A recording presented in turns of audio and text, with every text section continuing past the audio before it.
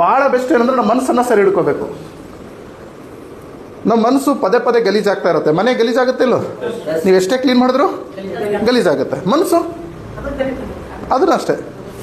ಹೌದು, ಯಾರೊಬ್ರು ಸರ್ ನಿಮ್ಮ ಡ್ರೆಸ್ ಚೆನ್ನಾಗಿಲ್ಲ, ನಿಮ್ಮ ಬಣ್ಣ ಚೆನ್ನಾಗಿಲ್ಲ, ನೀವು ಅಲ್ಲಿ ಹಾಕೋದ್ರಿ ಇಲ್ಲಿ ಹಾಕೋದ್ರಿ ಅದೇ ಯಾಕೆ ಮಾಡಿದ್ರಿ ಅಂದ್ರೆ ಮನಸ್ಸಿಗೆ ನೋವಾಗುತ್ತೋ ಖುಷಿ ಆಗುತ್ತೋ.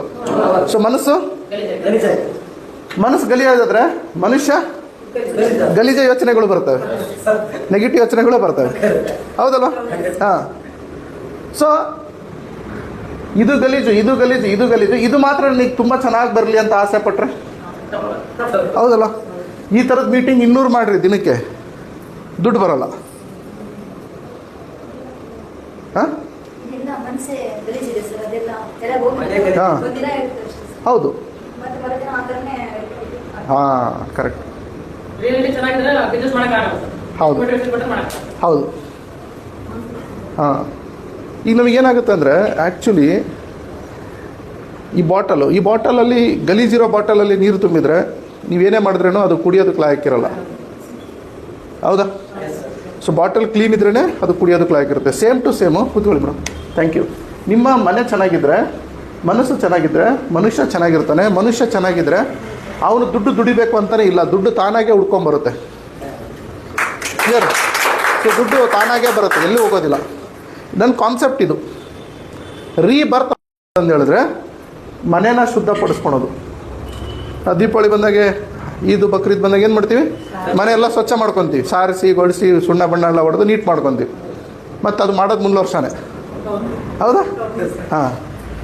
ಮನಸ್ಸು ಹಂಗೆ. ಓಕೆ, ಈ ಥರ ಮೀಟಿಂಗ್ ಕುಂತಾಗ ಭಾರಿ ಹೀರೋ ಥರ ಮಾತಾಡ್ತೀವಿ. ಹೇಗೆ? ಹಾಂ, ಮೀಟಿಂಗ್ ಸೂಪರ್ ಆಯ್ತು, ಅಲ್ಲಿ ಮಸ್ತ್ ದುಡ್ದ, ಅವ್ನು ನೋಡಿ 80 ವರ್ಷ ದುಡಿಯಾಕತ್ತಾನ, ನಮಗೇನು ದಾಡಿ ನಿಮಗೇನು ದಾಡಿ ಎಲ್ಲ ಚಂದ ಮಾತಾಡ್ತೀವಿ. ಊರಿಗೆ ಹೋಗಿದ್ಮೇಲೆ, ಆ ಮನೆಗೆ ಹೋಗಿದ್ಮೇಲೆ ಮತ್ತೆ ಗಲೀಜು. ಹೌದಾ ಮೇಡಮ್? ಸೊ ಇದನ್ನು ಡಮ್ ಆಯಿತು. ಹೌದಾ? ಹಾಂ, ಇವನು ಬದುಕಿದ್ದು ಸತ್ತಂಗೆ. ಹೌದಾ? ಹಾಂ, ಬದುಕಿದ್ದು ಸತ್ತಂಗೆ ಬದುಕ್ತಾ ಇರ್ತಾನೆ. ಅವ್ರು ಯಾರು ಏನಾದರೂ ಹೇಳಿದ್ಕೊಳ್ಳೆ ಸಿಟ್ಟು ಬಂದುಬಿಡುತ್ತೆ, ಜಗಳಕ್ಕೆ ಹೋಗ್ತಾರೆ. ಹಾಂ, ಮತ್ತು ಎಲ್ಲದರಲ್ಲೂ ನೆಗೆಟಿವ್ ಹುಡುಕ್ತಿರ್ತಾರೆ. ನೀವು ಅಡುಗೆ ಚೆನ್ನಾಗಿ ಮಾಡಿದ್ರಿ ಅಂದರೆ ಮೋಸ್ಟ್ಲಿ ಏನೋ ಕೆಲಸ ಐತಿ ಅದಕ್ಕೆ ಹಿಂಗೆ ಹೇಳ್ಯಾರ, ನೆಗೆಟಿವ್ ಹುಡುಕ್ತಿರ್ತಾರೆ. ಅದ್ರಾಗೂ ಅಡುಗೆ ಚೆನ್ನಾಗಿ ಮಾಡಿರಿ ಅಂದರೆ ಇಷ್ಟು ದಿನ ಮತ್ತೆ ಚೆನ್ನಾಗಿ ಮಾಡ್ತಾ ಇರಲಿಲ್ವಾ, ಈಗ ಮಾತ್ರ ಚೆನ್ನಾಗಿ ಮಾಡಿನಾ, ಹ್ಞೂ ಅನ್ನೋದೇ ಇಲ್ಲ. ಹಾಂ, ವಾದ. ಯಾಕಂದರೆ ಇವೆರಡು ಕೆಟ್ಟೋಗ್ಬಿಟ್ಟವೆ. ಹಾಂ. ಸೊ ಅದಕ್ಕೆ ದೇವ್ರು ನೋಡ್ರಿ ಎಷ್ಟು ಚಂದ ಸೃಷ್ಟಿ ಮಾಡ್ಯಾನ ನಮಗೆ ಅಂತಂದು ಹೇಳಿದ್ರೆ, ತುಂಬ ಬ್ಯೂಟಿಫುಲ್ಲಾಗಿ ಸೃಷ್ಟಿ ಮಾಡ್ಯಾನ. ಸೊ ದೇವ್ರೊಂದು ಕಾನ್ಸೆಪ್ಟ್ ಇಟ್ಟಾನೆ, ಏನು ಗೊತ್ತಾ?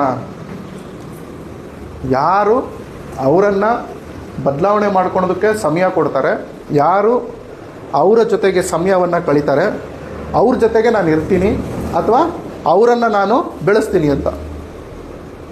ನೋಡಿ ದೇವ್ರು ಎಷ್ಟು ಜಾಣ ಇದ್ದಾನೆ. ಈ ಭೂಮಿ ಮೇಲೆ 95% ಜನ ಇದನ್ನು ಮಾಡೋಕ್ಕೆ ಇಷ್ಟಪಡಲ್ಲ. ಅದಕ್ಕೆ 95% ಜನಕ್ಕೆ ನೆಮ್ಮದಿ ಇಲ್ಲ, ಮನೆ ಸರಿ ಇಲ್ಲ, ಮನಸ್ಸು ಸರಿ ಇಲ್ಲ, ದುಡ್ಡು ಇಲ್ಲ. ಹೌದಲ್ವ? 5% ಜನ, 3% ಜನ ಇದ್ರ ಬಗ್ಗೆ ತಿಳುವಳಿಕೆ ಇದ್ದವರಿದ್ದಾರೆ, ಇದನ್ನು ಫಾಲೋ ಮಾಡ್ತಾ ಇದ್ದಾರೆ. ಇನ್ನು 2% ಜನ ಇದರಲ್ಲಿ ತಿಳುವಳಿಕೆ ಇಲ್ಲ, ರೀಬರ್ತ್ ಕ್ಲಾಸ್ ತೊಗೊಂಡು, ಷರತ್ತಿನ ಕ್ಲಾಸ್ ತೊಗೊಂಡು ಇಲ್ಲಿಂದ ಇಲ್ಲಿಗೆ ಬದಲಾವಣೆ ಆಗ್ತಾ ಇದ್ದಾರೆ.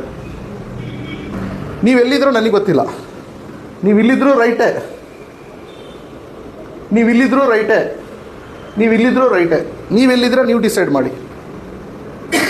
ನೀವು ಎದೆ ಮೇಲೆ ಕೈ ಹಿಡ್ಕೊಂಡು ಹೇಳ್ಬಿಡಿ, ನಾನು ನನಗೋಸ್ಕರ ಹಣವನ್ನು ಹೂಡಿಕೆ ಮಾಡಿದ್ದೇನೆ, ನನಗೋಸ್ಕರ ನಾನು ಕಲಿಯೋದಕ್ಕೆ. ನಿಮ್ಮ ಮಕ್ಕಳಿಗೋಸ್ಕರ ಮಾಡಿದ್ದೀರಾ, ನೀವು ABCD ಕಲಿಯೋಕ್ಕೆ ಡಿಗ್ರಿ ಓದೋದಕ್ಕೆ ಮಾಡಿದ್ದೀರಾ, ನನಗೆ ಅದು ಬೇಡ.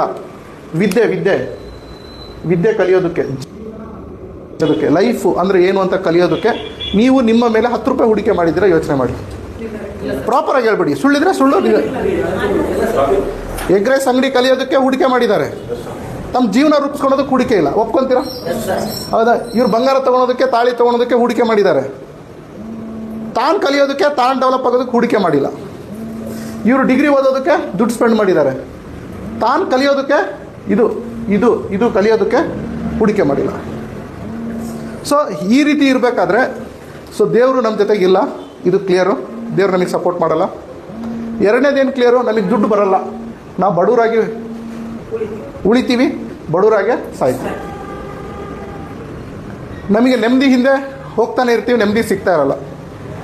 ಓಕೆ, ಈಗ ನೋಡಿ, ಇಲ್ಲಿ ಚಾ ಪುಡಿ ಹಾಕ್ತೀನಿ, ಇಲ್ಲಿ ಹಾಲು ಹಾಕ್ತೀನಿ, ಇಲ್ಲಿ ಸಕ್ಕರೆ ಹಾಕ್ತೀನಿ. ನಮಗೇನು ಬರುತ್ತೆ? ಗ್ಯಾರಂಟಿನಾ? ಇಲ್ಲಿ ಚಾ ಪುಡಿ ಹಾಕಿದರೆ, ಇಲ್ಲಿ ಹಾಲು ಹಾಕಿದರೆ, ಇಲ್ಲಿ ಸಕ್ಕರೆ ಹಾಕಿದರೆ ಏನು ಬರುತ್ತೆ ನಮಗೆ ಉತ್ತರ? ಟೀ ಅನ್ನೋರು ಯಾರು? ಟೀ ಬರುತ್ತೆ ಅನ್ನೋರು ಯಾರು? ಕೈ ಎತ್ತಿರ್ತೀರಾ? ಹಾಂ. ಸೊ ಇದರಲ್ಲಿ ಯಾವುದಾದ್ರೂ ಒಂದು ಮಿಸ್ ಆದರೂ ನಮಗೇನು ಬರ್ತೈತಿ? ಟೀ ಬರ್ತೈತಾ? ಹಂಗೆ ದುಡ್ಡು ಬರಲ್ಲ. ಇದರಲ್ಲಿ ಯಾವುದಾದ್ರೂ ಒಂದು ಮಿಸ್ ಆದರೆ ದುಡ್ಡು ಬರಲ್ಲ.